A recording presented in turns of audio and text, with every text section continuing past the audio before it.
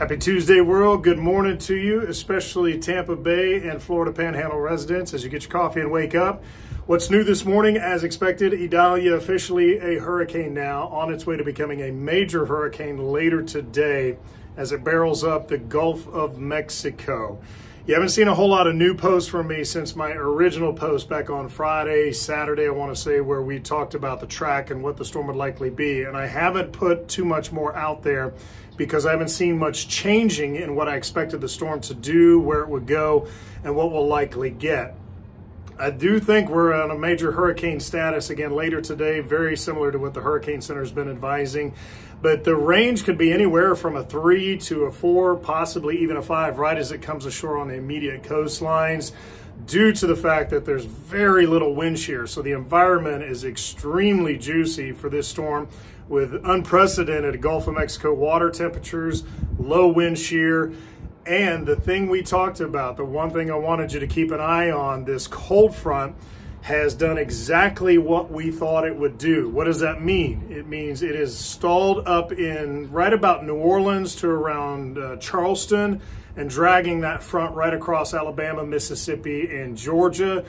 As a result, since it's playing out so far like we expected, I anticipate the continuation of my message that this will be that close for Tampa and the Bay as far as the eye wall being just offshore. Having said that, we will still have impacts, lots of rain, some storm surge, or probably around 1 to 4 feet in the bay. Remember, it's very shallow in Tampa Bay, so as the deeper waters come up into the shelf, that's going to push those waters to a little bit higher swell as it comes into the bay, and as a result could push a little farther onto land and over some of the seawalls and things like that.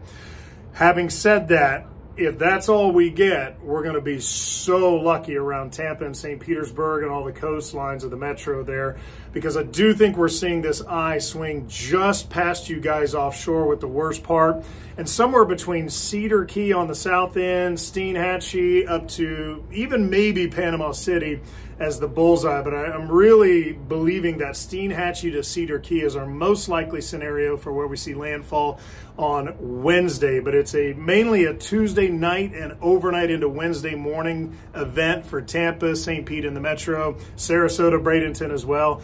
And then it's pretty much done for you as we get into midday Wednesday, but then it really barrels on to the impacts building up around the Panhandle and the coastal bend, more importantly. So at least for today, I know your nerves are likely just shot over the last couple days if you're on the west central and the Panhandle regions of our state, just wondering, what are we going to get? What's this thing actually going to do? But I just want to reemphasize, our cold front has done everything we thought it would do.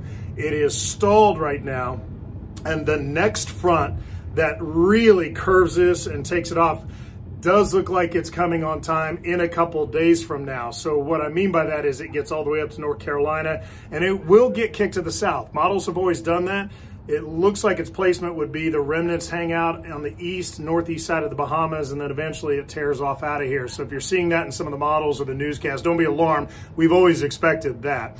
But having said that, as you get up this Tuesday morning, we just want to reiterate, at least as far as the models go and what the meteorologists are thinking, no major surprises overnight, no major changes that are causing alarm.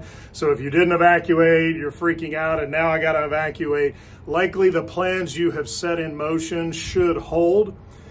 The only thing that would surprise us is if the trough that is with that stalled front comes down a little farther south and starts to turn it a little sooner than we expected. It's a small possibility. I think only 20 to maybe 30% chance of that happening, and that's likely a little aggressive. 20% is probably our best shot. And with that said, that means the most likely scenario is it is a very close call for us in Tampa, and then it moves on and becomes, of course, a problem for the coastal bend. And with that said, I'll produce another video, give you another update as we get a little closer to that. But in the meantime, hope you have a wonderful Tuesday morning. Get your coffee, take a breath.